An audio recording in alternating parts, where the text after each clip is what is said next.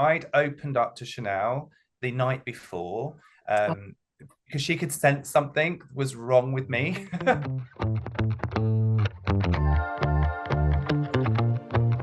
So, hello, my name is Jack, and welcome back to Off the Runway, your favourite new chat show where we talk to all the fabulous queens from Drag Race UK Season 6. And joining us today is the iconic burlesque love child of Dita Von Teese and Greta Garbo. Who else but Dita Garbo? Hello, darling. Oh, hello, how are you? Oh, I'm so well. All the better for seeing you as well. How are you? That's the question. Yeah, I'm good. I'm good, thank you. Yeah. I've had an evening to process and it's a new day. It is a new day, and you're thriving still. Look at you. And it was a really emotional episode last night, I have to say, even watching it, but I'm sure for you watching it back as well. And we got to really connect with you as you really opened up and got so vulnerable.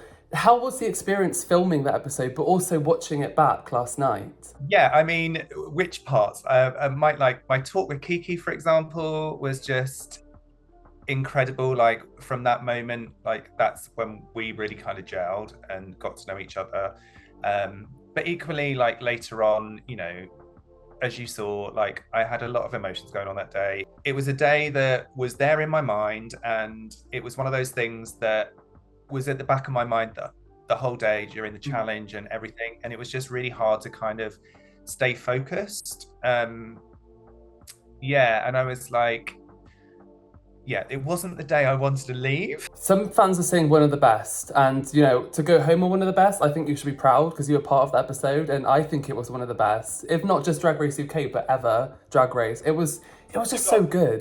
It was so good, and you were so good. And on the topic of you doing so well, a lot of fans are saying your runway should have saved you, actually. And, we even saw the guest judge compliment your runway, saying it's one of the most authentic new romantic style, which, props to you.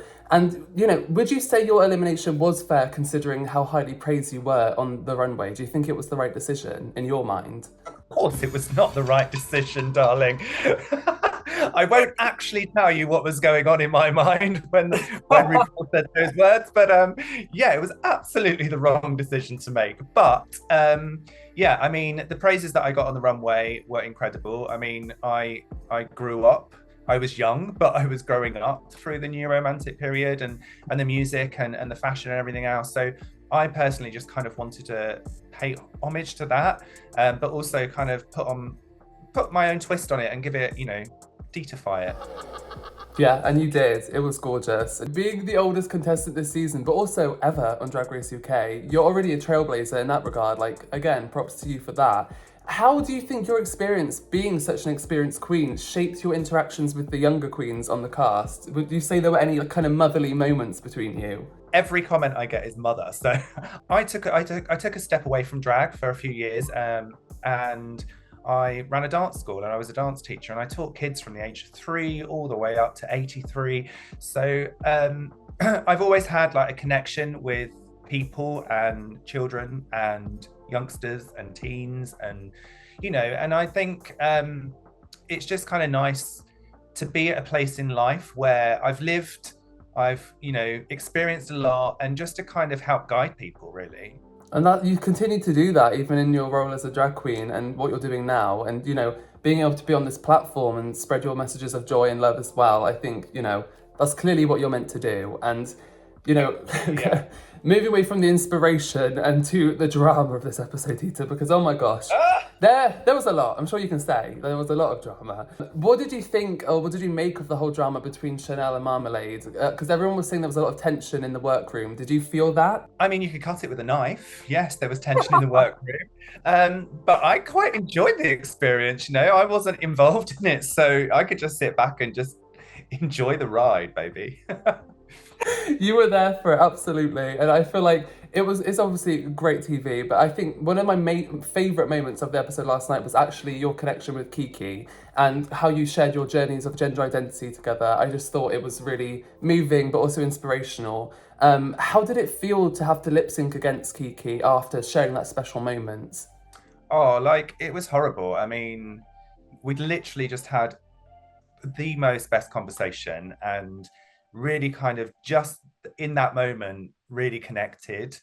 Um, and then to be told that you're about to lip sync against that person was like, okay, but it's a competition and that's what we're there for. And we all know what is involved in the show. So, you just got to ride with it. Yeah, that is very true. But you shared that special moment, and that will always be there, and that was really lovely to watch. And we saw you open up and connect with Kiki, but I'm sure you've made many other connections with queens on the show. So would you say there are any other queens that you really bonded with and got close to that maybe we didn't get to see on the show?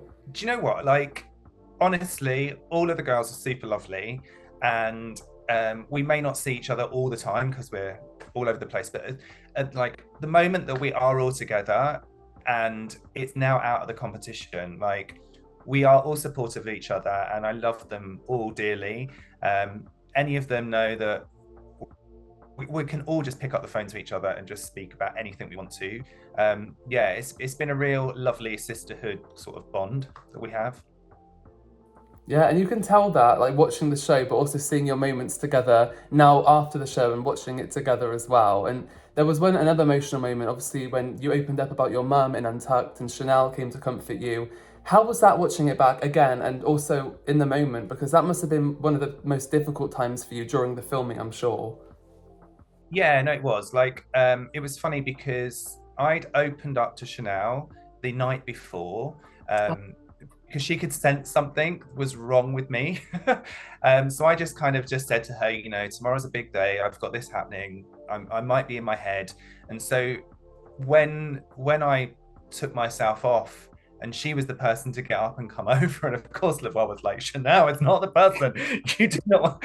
But actually, she was the correct person because she was the only person I'd actually spoken to about it. So, and I didn't want to say what was going on in my head and my feelings that day to everybody because I didn't think it was fair to put my emotions on everybody else or to kind of use that in any way to kind of like tippy toe around or anything. Like we're all there for a competition, and yeah, I mean it was a hard day. Let's just say that it was a hard day, but like yeah, I really appreciated Chanel coming over, and like I said, she was the queen that actually knew what was going on in my head that day. So yeah, it was tough, but it's life. We're humans, right? Of course. No, but you were so brave to just be open in your emotions like that. And like I mentioned at the start, you were so vulnerable. And it is really nice and reassuring actually to know that Chanel knew about that and she was there really comforting you. And it was lovely to see just that kind of sisterly moment of her be there for you anyway. I have to say, everyone wants to know this from you. Who were you going to play in Snatch Game? Did you have anyone lined up? Because we all know it's the challenge you're prepared for. Oh yeah, I mean, I had two, like most of us taking an extra person just in case. But yeah, I was really excited to do Snatch Game, so I'm really gutted that I haven't got to do it. But I will share with you because I'm also going to release photos on my social media about it all. Exciting! Yeah, so I was going to be the Tooth Fairy, but a wretched Tooth Fairy. That would have been so iconic. You're going to have to give it to us in some way, like on your Instagram or something. We need to see that because I would love that. She'll be all over your screens.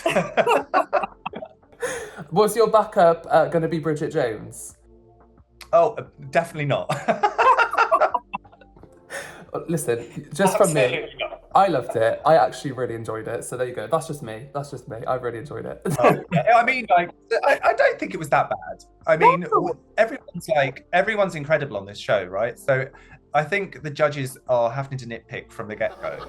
So I'm going to take you to our next segment. This is our Curiosity Corner, and we've had a lot of questions come in for you. Okay. So are you ready to hear from the fans? I'm ready, baby. Let's go through it. You're ready for this. Right, so we've got Rosie first. Rosie is asking you, Dita, you've created a thriving drag scene in Folkestone, but what has been the most unexpected reaction from the local community to your drag persona? Just how incredibly stunning she is when she walks down the street. Yes. I mean, I think most people, as I'm walking down the street, have to put their sunglasses on because they are just blinded by the light that I generate. But I mean, if you're wearing this dazzling gold dress and the wig reaching the sky, that I'm not surprised. Like, you must be serving it to everyone there. Exactly, exactly. I love it. That's so good to hear. But I need to ask you another question. This is from Will, Dita. Okay, so Will has asked, how has your drag helped you explore and express your non-binary identity? And what message do you have to send to others exploring their gender identity as well? Yeah, so actually, drag was quite a big thing for me coming back to drag, because I only came back to drag about 3 years ago, which was when I kind of started to really kind of question my gender and yeah, just allow myself to think, well, actually, like I've been a gay man all my life, but I've never felt right just being a gay man. But growing up, I didn't have those options, that they weren't around. Like non-binary back in the 80s wasn't, you know, being gay wasn't talked about. So, you know, it was kind of nice to allow myself to express and find actually my true self in like through drag. So yeah, I mean, this is the ultra feminine version.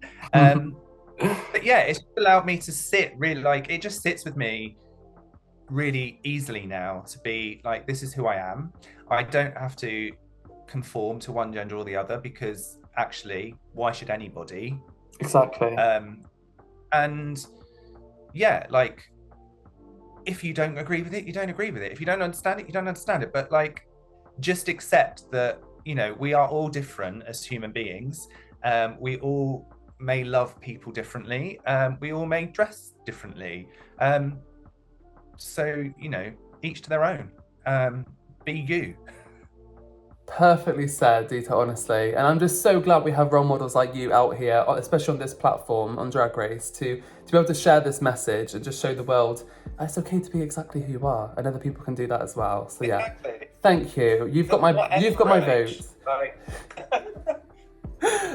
No, it's beautifully said. Dita, we have a question from Marco now. This is our last question. You've travelled the world as a performer.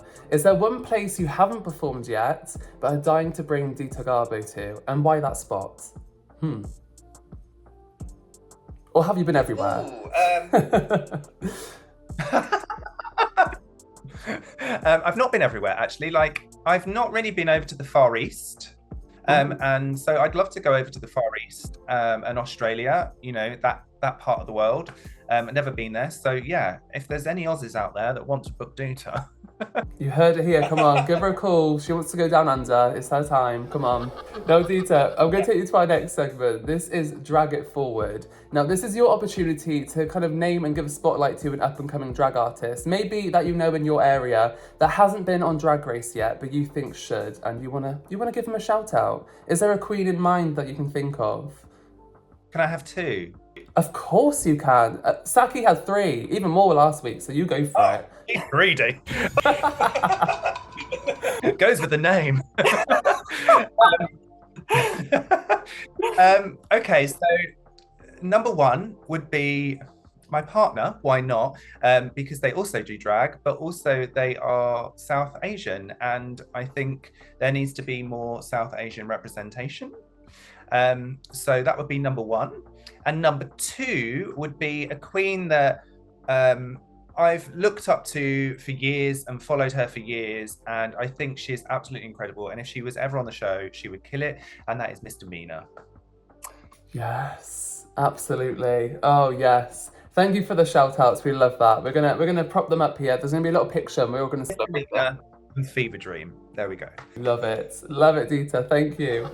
Now I've got a little game for you. This is quick fire round. We're gonna zoom through these, and we're gonna start with guest judge, collab, Sashay Away. Now this is like snog, marry, avoid. I'm gonna give you 3 celebs, and you're gonna tell me if you want to see them as a guest judge, if you want to collaborate with them, or you're gonna tell them to sashay away. Are you ready? Okay.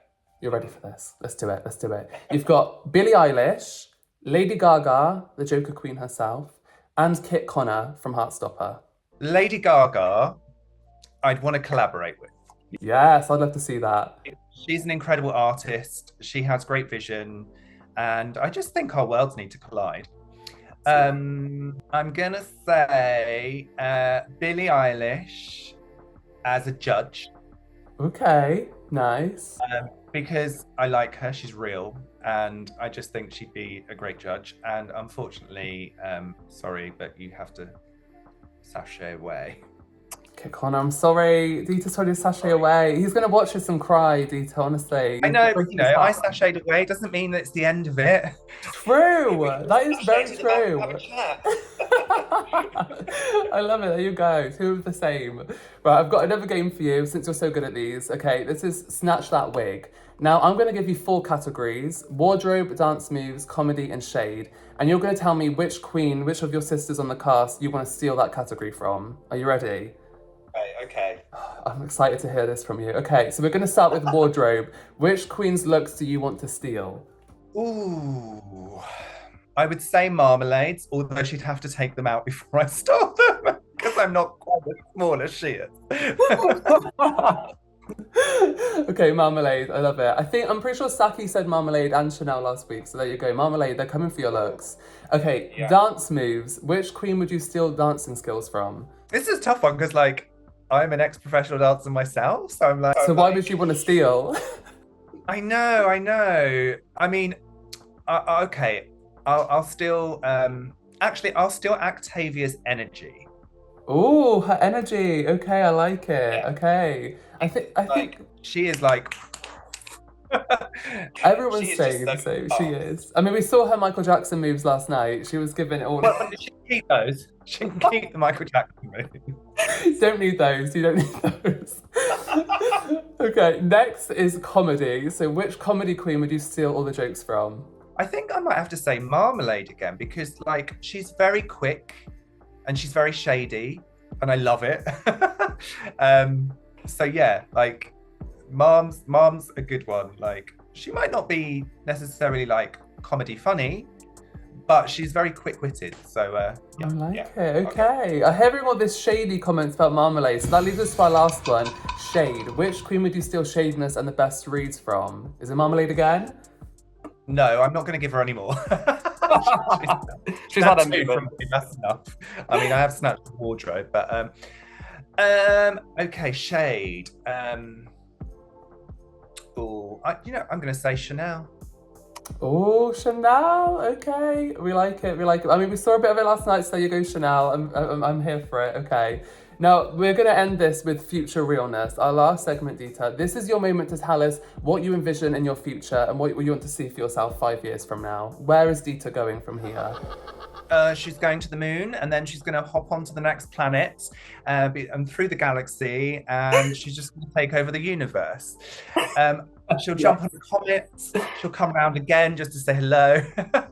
I think, like, obviously this gives you a platform, and I think what I would love to, I mean, I love performing, so I'd still like to be out there performing. I run my own shows, so hopefully I can take those now around the country, include some of my sisters, but also like give a shout out to other local talent around the country.